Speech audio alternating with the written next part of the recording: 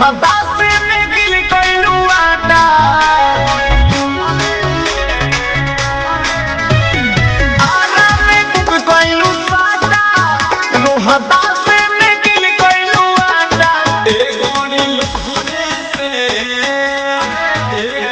लोहरे से धारवाई लेलू अपने दूनो काटा एगोनी लोहरे से धारवाई लेलू अपने दूनो काटा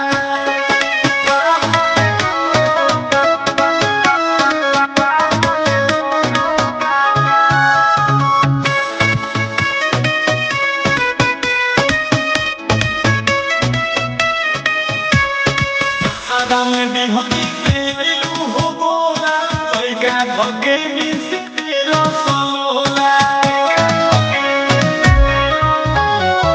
सासागल डिहरी से अइलू हो बोला लइका भगे में से देलो सलोला ओही जासे गइलू तू छपरा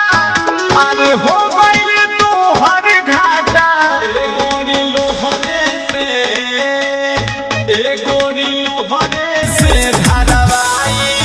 लेलू अपने दूनो काटा एगोनी लोहरे से धारवाई लेलू अपने दूनो काटा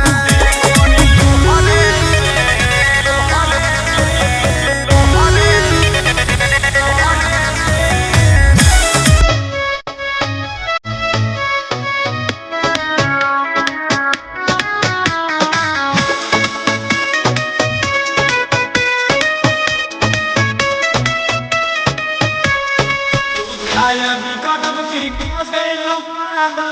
एही से चले लुए ने ओने भागो